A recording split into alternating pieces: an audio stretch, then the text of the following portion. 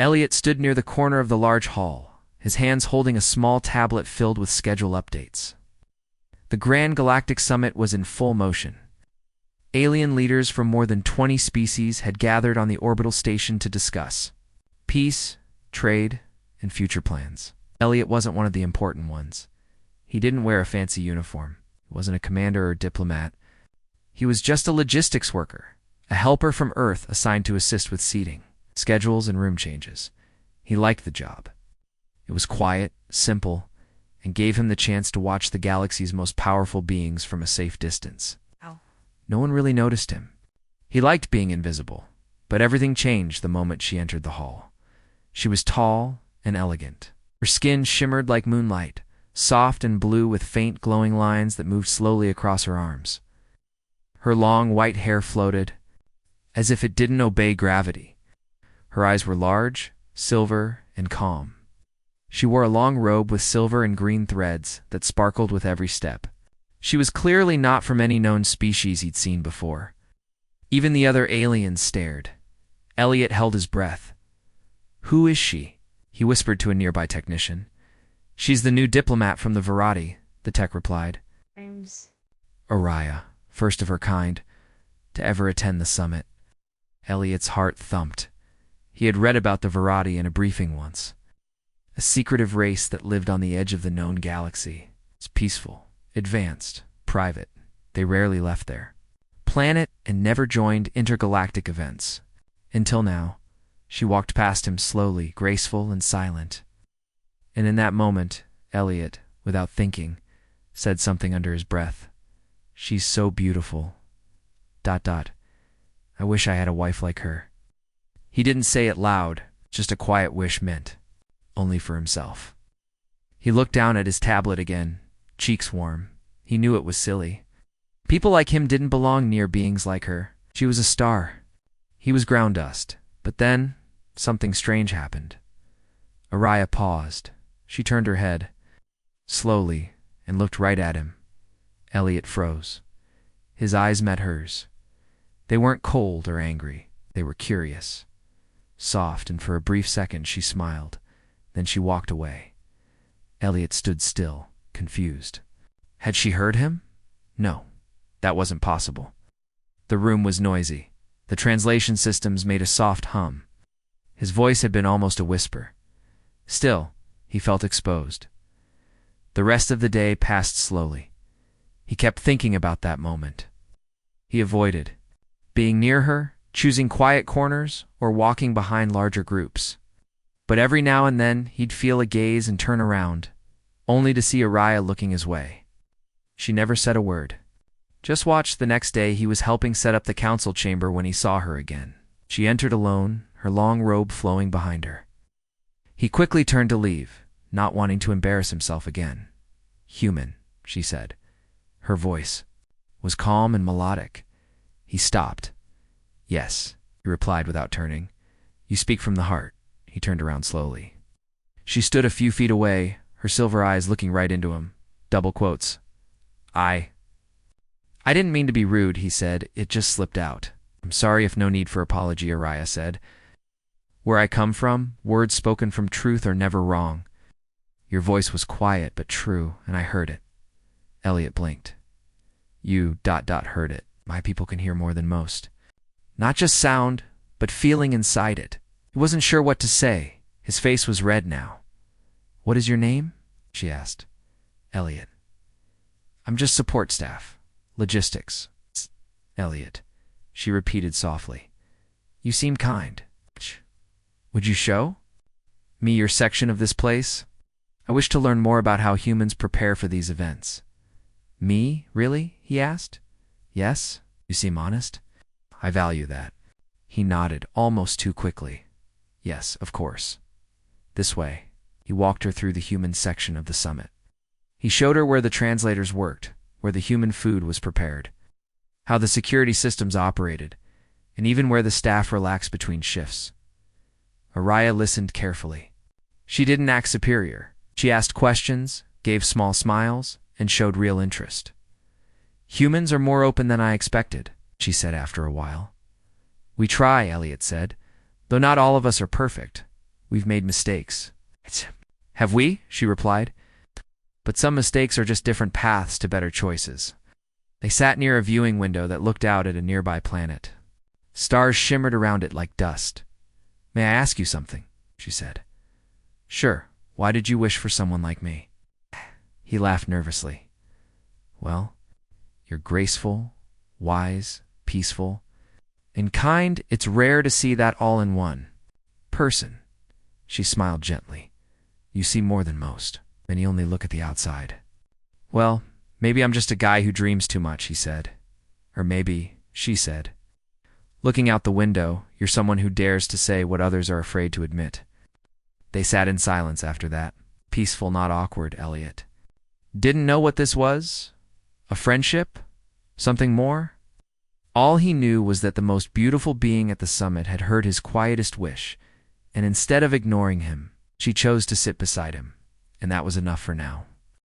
The next morning, Elliot arrived early at the summit hall. He had barely slept the night before. His mind kept replaying the moments he shared with Araya, her soft voice, her calm eyes, the way she didn't laugh at him when he confessed his quiet wish. Most of all, he couldn't forget how she chose to sit beside him, even though she was a powerful diplomat and he was just staff. He walked through the long corridors, checking rooms and systems, making sure everything was ready for her. The next round of meetings, the summit was only halfway done, but already rumors were spreading. Whispers moved between species about the new Virati diplomat. Some admired her grace, others feared her silence. And a few, Elliot noticed, seemed uneasy whenever she spoke. He entered the break room to grab a quick drink when he found Araya.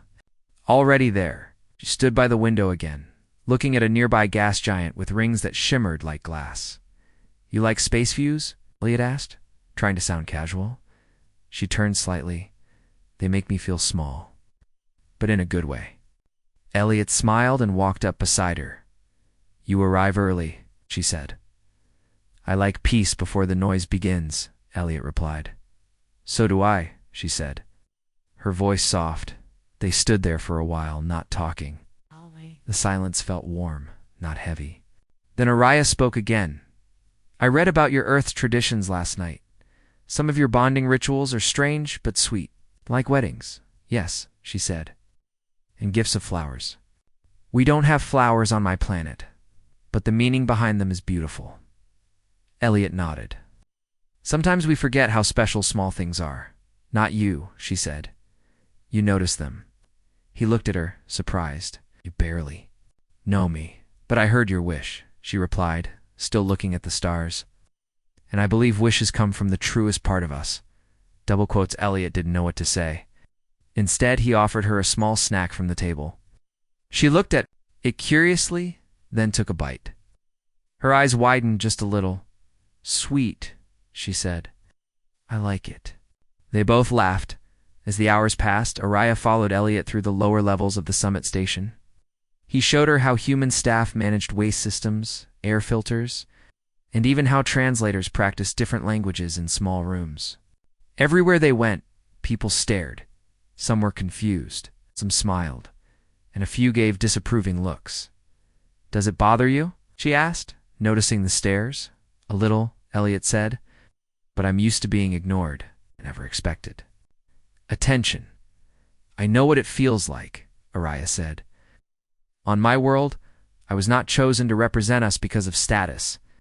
I was chosen because I walk alone. That sounds ... lonely. Sometimes, she said.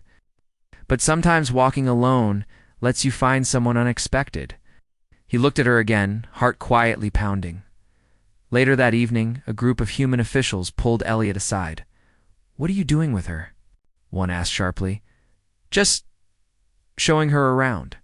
You need to be careful, another said. We don't know her true reason for being here. The Virati are too secretive. She could be watching us. Elliot frowned. She's done nothing wrong. Yet the official said, keep your distance, or we'll reassign you. Elliot left the room, heart heavy. Wasn't fair. She had shown nothing but kindness. Still, he couldn't ignore their warning. If he lost his post, he'd be sent back to Earth early. Wouldn't even get to say goodbye. That night, he didn't meet her. He stayed in his small quarters, lying on the bed, staring at the ceiling. He felt cold inside.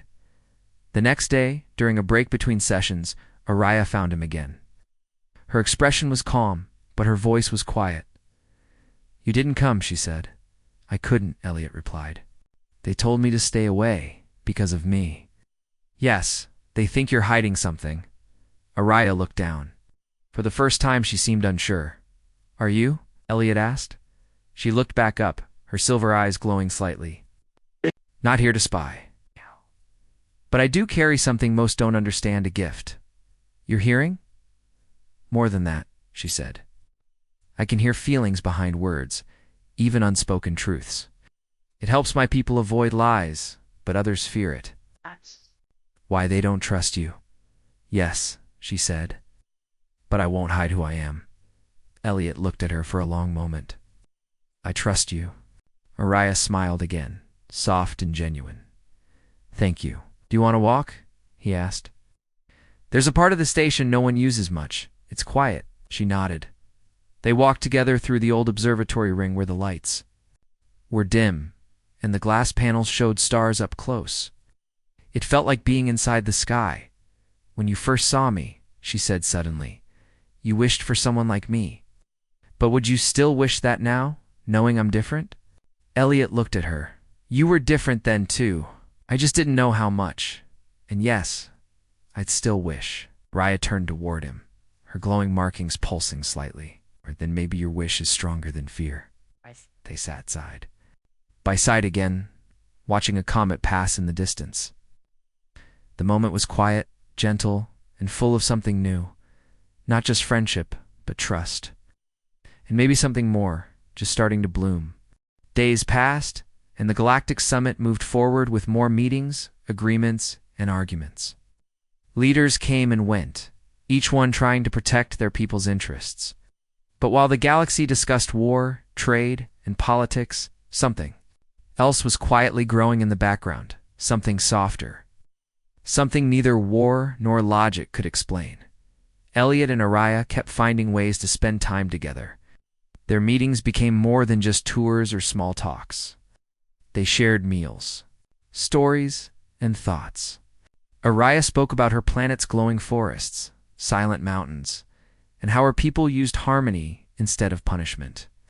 Elliot talked about Earth's music, cities, and the small joy of watching old cartoons late at night. They laughed often, not because the stories were funny, but because it felt good to be heard. But not everyone was happy. A representative from the Dranix Alliance, a lizard-like race known for their sharp tongues and mistrust of humans, approached. One of the summit's human leaders, the Virati female, the Dranix hissed.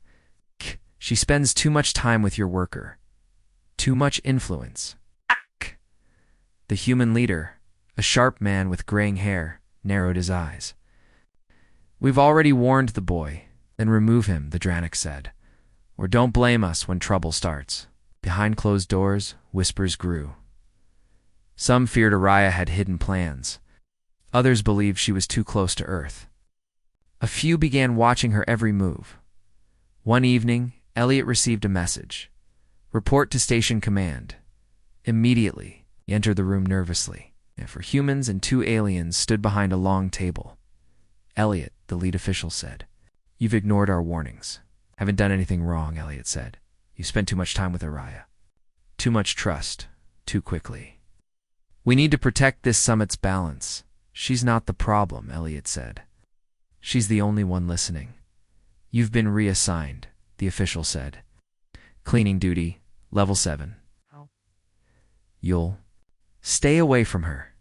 Elliot's heart sank. "You can't do this. We already have." That night, he worked alone in the cold lower decks, mopping floors and fixing light panels. His hands moved, but his mind stayed with her.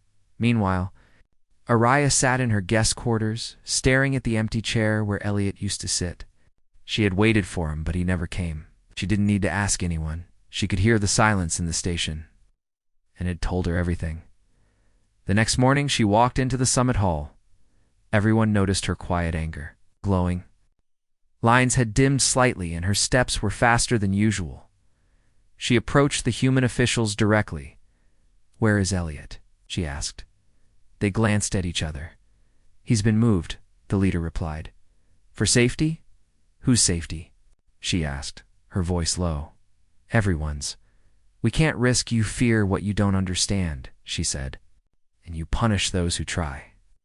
"We have no proof you mean harm," the leader said. "But your abilities are not weapons," Araya finished. "I hear truth. That is all." She turned away without waiting for a response. Later that day, Araya entered the lower decks. She moved through the quiet halls until she found Elliot working on a broken panel. He looked up, surprised. "You found me, of course," she said. "I always hear you. They don't want us talking." "Then they fear something weak inside themselves," she replied. "I don't want you getting in trouble because of me," Elliot said. "You didn't wish for trouble," she said gently. "You wished for something beautiful, something true." He looked down. "It still feels like a dream." She stepped closer. "Then stay in the dream with me." They sat together on a crate, their hands almost touching. "Elliot," she said softly, "do you know why I truly came here? Not just diplomacy?" "No," she said. "My people knew something was changing in the galaxy. We sent me to listen, not just to words, but to feelings. To know which worlds still have hope." "And what did you hear?" "Most are full of noise, pride, and fear," she said. "But then I heard your whisper, soft, honest, and simple. It guided me. I didn't know anyone could hear it. I did," she said. "And I never forgot it." Suddenly the lights flickered. Alarms rang faintly in the background. A voice echoed across the station. "Unauthorized access detected. Summit chamber compromised." Elliot and Araya stood quickly. "We have to go," he said. They rushed toward the summit hall. Security bots rolled through corridors. Leaders shouted across comms. When they reached the chamber, they found it empty, except for a broken data core in the center. "Someone wanted to steal something," Elliot said. Araya walked forward and touched the broken panel. Her eyes glowed faintly. "No," she whispered. "Someone wanted to blame us." Just then, one of the human officers appeared. "You two? Step away." "This isn't what it looks like," Elliot said. "We know who you are," the officer barked at Araya. "You led him here." "No," Elliot said. "We came because of the alarm. You've done enough damage," the officer replied. "She's under arrest. Stop." Elliot stepped in front of Araya. "He's protecting her," the officer said into a confirming suspicion. Guards moved closer. Araya looked at Elliot. "We need to leave," she said. "But trust me." She took his hand, and before the guards could react, a soft pulse of energy spread around them. The lights blinked, and in a flash they disappeared. When they reappeared, they were in a quiet cargo bay, far from the main halls. "What was that?" Elliot asked, breathless. "A last safety," she said. "Each diplomat is given one escape." He looked at her, stunned. "You really do have gifts." "And you," she said, "have courage." They sat in the quiet, listening to the distant sounds of alarms. Both knew the summit would never be the same. But for now, they had each other and the truth they shared. The cargo bay was dark and cold. Elliot sat against a metal crate, trying to calm his breathing. Raya sat beside him, her eyes glowing softly in the dim light. Alarms had stopped, but they could still hear faint footsteps and voices above. The summit was in chaos. Someone had attacked the chamber, and now everyone believed Araya was the reason. Elliot looked at her. "They'll come looking for us." Araya nodded. "Yes, but they won't find us here. Not right away." "What do we do now?" he asked. "We wait," she said, "and we listen." Elliot stayed quiet for a while. Then he spoke softly. "Didn't think one small whisper would lead to this." "That one whisper," she replied, "changed everything. For me too." A moment passed before Araya stood. She walked to the far wall and pressed her hand against a hidden panel. A screen lit up, showing a map of the summit station.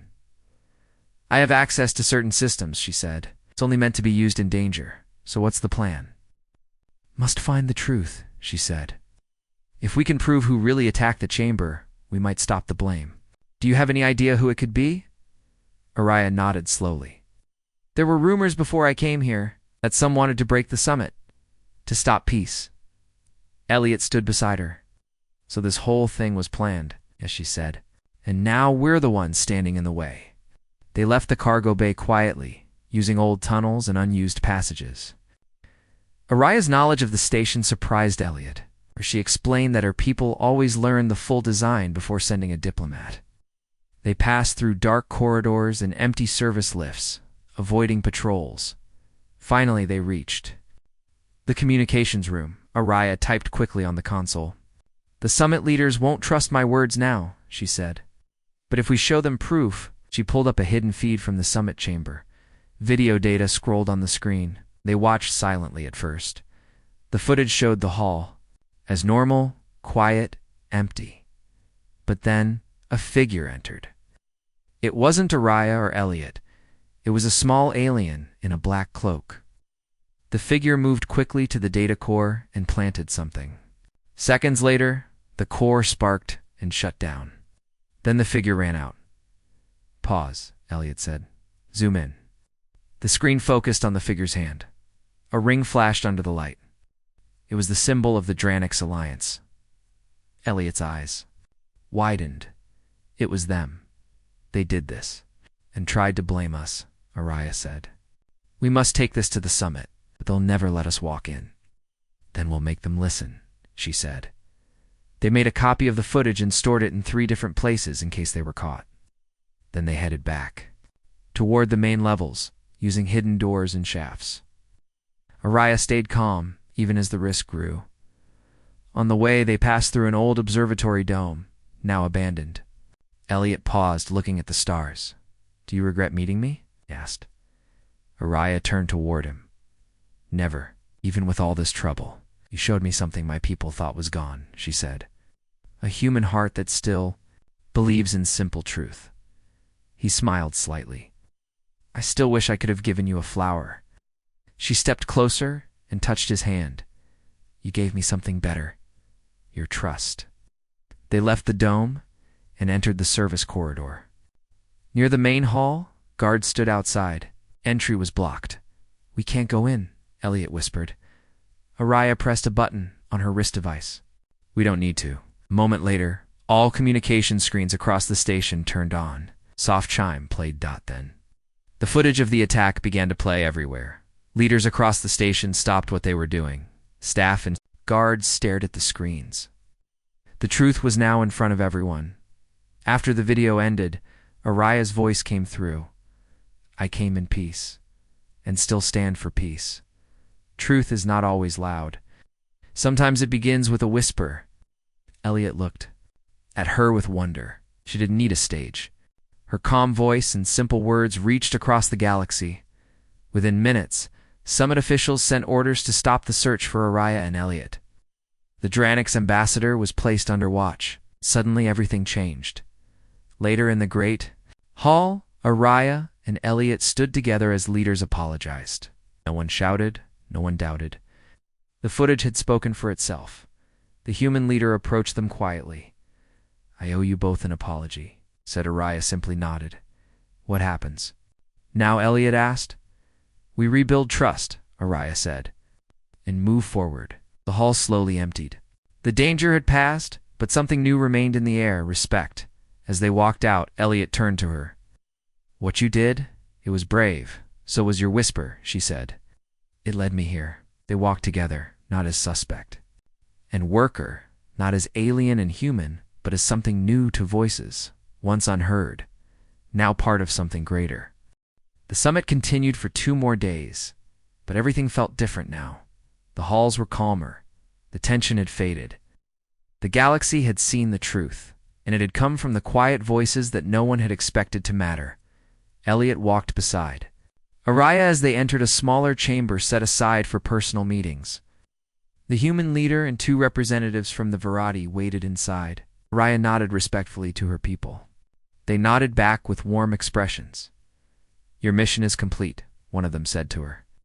You found the truth, and you revealed it without violence. Araya stayed silent, waiting. The other Verati spoke. You also made a connection no one predicted. They looked at Elliot. "You're different from most," the first one said. "Not because of your position, but because of your heart." Elliot blinked. "I'm just a helper. A helper who made a wish," Araya said softly. "Someone hear it." The human leader stepped forward. "We would like to offer a formal connection between Earth and Virati space, one built not only on politics, but on understanding. And we would like Araya to stay," the Virati added. "Not as a guest, but as a bridge between our worlds." Elena looked at Araya. "Is that what you want?" She smiled at him. "I want to go where the truth leads me." After the meeting, they walked together through the garden dome, a new area filled with earth plants and alien light. Flowers bloomed along the edges, glowing softly under the artificial sky. Elliot picked a small white flower and offered it to her. "I never got to do this before." She took it gently and held it close. "Now you have." They sat on a bench, their shoulders touching. "So what happens now?" Elliot asked. "I stay," Araya said, "if you want me to." "Of course I do," he said quickly, then laughed nervously. "I mean, yes, I'd like that." "But," she asked, watching his face. "I don't know what this is," he said.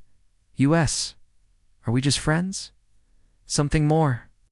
"I've never met anyone like you, and part of me still feels like this is all a dream." Araya looked at the flower in her hand. "On my world, we believe that dreams are the soul's way of speaking. So what is your soul saying?" She looked at him and replied softly, "It says, stay close to the one who heard your silence." Elliot felt a warmth in his chest. He reached for her hand, and she didn't pull away. Later that night, Araya invited him to a private part of the station. It was a room filled with soft lights and music made by her people. The sounds were slow, gentle, like waves mixed with wind. It calmed the heart. "This is what we play during moments of truth," she said. They sat across from each other on soft cushions. "What kind of truth?" Elliot asked. "The kind that doesn't need words." He looked at her for a long time. Her eyes held light, not from the room, but from something inside. And without thinking, he whispered, "I still wish." "What do you wish?" she asked. He hesitated. "I wish you could stay in my life. Not just as a diplomat, not just as a visitor, but as someone close, someone who chooses me." Araya leaned forward. "I already heard that wish. It was the first sound I truly felt on this station, and I chose to answer it." He smiled. "A little unsure?" "What does that mean?" She said. "That if you wish to walk beside me, not as a helper, not as someone hidden in the back, but as someone equal, I will not say no." His heart beat faster. "Are you asking me?" "I'm asking you," she said softly, "if you'd want to be part of my life, wherever that life goes." Elliot didn't need time to think. Yes. The lights around them pulsed gently, as if the room itself accepted their choice. After that, things moved slowly but clearly. Araya became the official peace guide between the Virati and humans. And Elliot, once just a quiet worker in the background, was invited to help design the future of the new alliance. But more than that, they were simply together. They walked the station halls not as strangers from different stars, but as something stronger to people who had found each other, not through grand plans or powerful titles, but through a single, honest whisper. Earth looked small from space, a soft blue and white ball spinning gently in the dark. Araya stood near the viewing glass, her hands folded in front of her. She had seen many stars, many worlds, but this one felt different. Maybe it was because of Elliot. Maybe it was because of the whisper that had led her here. Elliot stood beside her, quiet and thoughtful. He hadn't been home in months. And now he was bringing someone no one expected, an alien diplomat who had changed the course of a summit, and without trying, changed his life too. "Are you nervous?" he asked. "No," she said, "but I am curious about what?" "The place that shaped your voice. The voice I heard before anything else." He smiled at that. "Well, my apartment's not very special, and neither is my neighborhood." "I don't need special," she said, "just real." They landed quietly at a private spaceport. Only a few officials were there to greet them. Most of the public didn't even know she had arrived. Earth was still adjusting to its new bond with the Virati. Leaders didn't want too much attention too soon. Elliot took her to his home, a small apartment on the edge of the city. It was clean, with simple furniture and large windows. That showed the sky. Araya walked through each room slowly, touching the soft blankets, feeling the wooden table and listening to the faint sound of traffic outside. "This is where you live?" she asked. "Yeah," he said. "It's not fancy, but it's warm," she said. "I can feel your presence in every corner." He showed her the things that mattered to him, his old books, the plant he always forgot to water, and the music player that still worked, even though it was older than most kids now. That night, they sat on his small balcony. Araya wore one of his spare jackets, too big for her, but it kept her warm. "The stars look closer from here," she said. "They always do when you're home." They sat for a while, saying nothing, just enjoying the peace. But peace didn't last forever. A few days later, Elliot's parents visited. They had been worried, confused, and full of questions. But when they met Araya, all their fears faded. She greeted them with grace, listened kindly, and even helped cook a small meal with strange but delicious spices from her world. Elliot's mother pulled him aside later. She's different," she said softly. "But you smile more when she's around. That's enough for me." The next week, Araya was invited to speak at a human unity event. She stood in front of scientists, artists, and students, all eager to learn about her people. She didn't speak long, just a few words. "We are not here to lead or follow," she said. "We are here to walk beside you." The room filled with quiet applause, not loud, not wild, just respectful, and that meant more than anything. But not everyone welcomed her. A small group of speakers, loud online, but few in number. QUESTIAE net should be close to someone like her. They made videos, wrote messages, and tried to spread doubt. Elliot saw one of those videos one night. "Hurt. I knew some people wouldn't accept this," he said, "but still." Raya watched him carefully. "Your world has many voices," she said, "some full of fear, some full of anger. But the ones that matter are the ones that stay even when others shout." "Like yours?" "Like yours," she replied. Then she said something he never expected. "On my world, we have a ritual. It's not like your marriage. It's simpler. Two people stand under the night sky and make a promise not to own, not to bind, but to walk beside each other, even when paths are hard." Elliot's heart beat faster. "Are you saying—" "I'm asking," she said. "If you'd join me under the sky." They didn't plan a big event. No cameras, no guests, just the two of them, standing on a quiet hill under the stars, with wind brushing through the trees. She wore a robe made from a mix of her world's cloth and Earth's threads.